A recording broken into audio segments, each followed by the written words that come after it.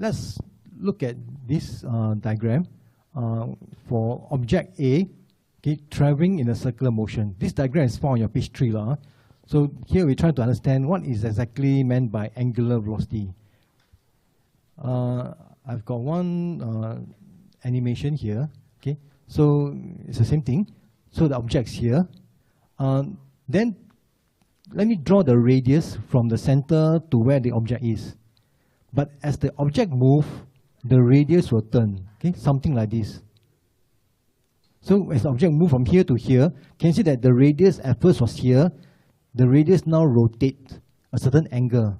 Okay, so this angle that's rotated by the radius, when the object moves in a circular motion, this angle, right, it's just an angle, but there's a pro name for it. This angle, theta, is called angular displacement. Okay, so if they ask for angular displacement, it's asking for this angle. Also, they use a Greek letter. All angular things, they use a Greek letter. Just like angular velocity, they also use a Greek letter omega.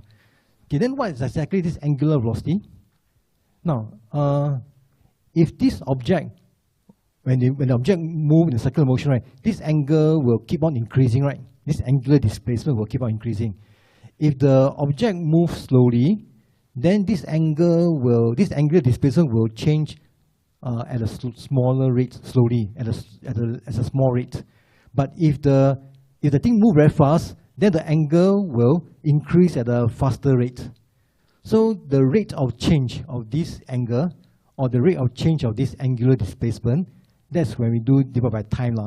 So can you guess, when you take angular displacement divided by time, what do we call this? Recall in your kinematics, when you have displacement divided by time, it's called velocity. Okay, we talk about constant speed.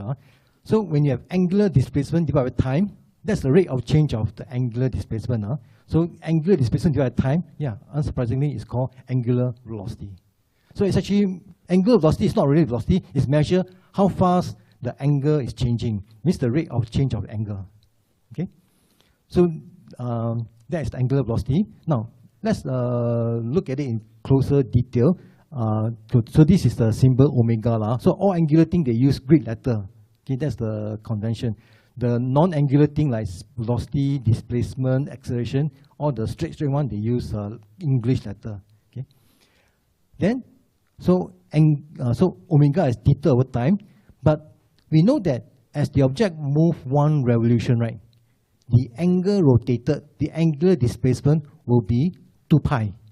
And the time taken will be your period t.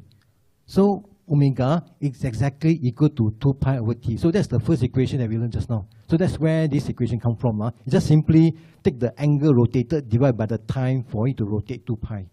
Okay? So omega equals 2 pi over t. Okay, then we also learned about the speed.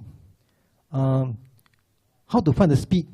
We use the old school formula. Speed is going to be the distance divided by time. So distance in one revolution is 2 pi r, then the time is the period. But if you look at this formula carefully, 2 pi over t, isn't it exactly E omega? So this thing we just replace by omega, then there you have it. That's our second equation, V equals to R omega. Okay, so that is our first two equations that we use, and that's where it comes from.